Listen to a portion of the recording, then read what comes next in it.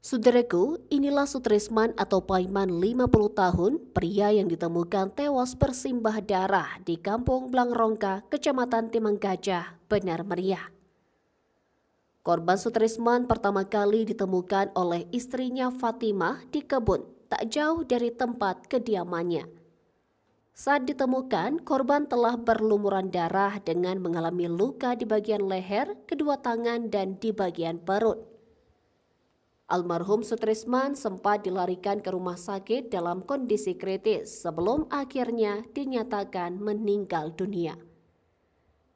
Keluarga korban kini mendesak pihak kepolisian untuk segera mengusut tuntas kasus ini dan menangkap pelaku secepatnya. Karena dugaan kuat menyebutkan bahwa Sutrisman yang juga imam kampung Blangrongka menjadi korban pembunuhan. Kepergian Sutrisman meninggalkan duka bagi istri dan dua putrinya, yang satu diantaranya masih duduk di bangku sekolah menengah atas. Dari Benar Meriah, Bustami, Tribun Gayung. Jadi sepengetahuan kami, sosok beliau ini memang bisa dikatakan memang ramah orangnya. Nah, dalam sifat terutama dalam pergaulan ya. Kalau memang dia misalnya umpamanya bergaul sama maaf katakan sama anak-anak ya seperti anak-anak kan gitu kan, saking anunya lah kayak gitu sama orang tua ya. Karena memang sosok beliau memang wataknya memang seperti itu, ramah orangnya. Di mana saja itu banyak temannya itu. Ya, itu masalah sosok beliau. Ada nggak Pak, sebab Pak tahu ada permasalahan baru-baru ini dengan beliau? Tahu kami ya kayaknya nggak ada Pak ya? Nggak pernah apa. Pertama kalau misalnya ada masalah itu sebenarnya kan ada rembukan kan gitu dianu, karena apalagi dia itu panutan terutama masalah umum kan gitu dari masyarakat. Namanya Nggak ada Pak. Terus waktu kejadian kemarin Pak, boleh diceritakan Pak sedikit kronologinya seperti apa Pak? Nah, ini yang saya tahu ini informasi dari istrinya kan gitu. Jadi waktu itu pagi kira-kira setelah sholat subuh lah kan, dalam keadaan terang sedikit dia berangkat ke kebun, kata istrinya kan gitu. Tanya tujuannya apa kan gitu, tujuannya itu tadi mau nyiram bibit kopi katanya itu, sama mau nyetek kopi ya, nyetek kopi kan itu yang anu. Jadi setelah berapa lama, karena kan posisi belum sarapan ya, jadi sang istri kan tanya-tanya kok nggak pulang-pulang ini ayah kan gitu ya.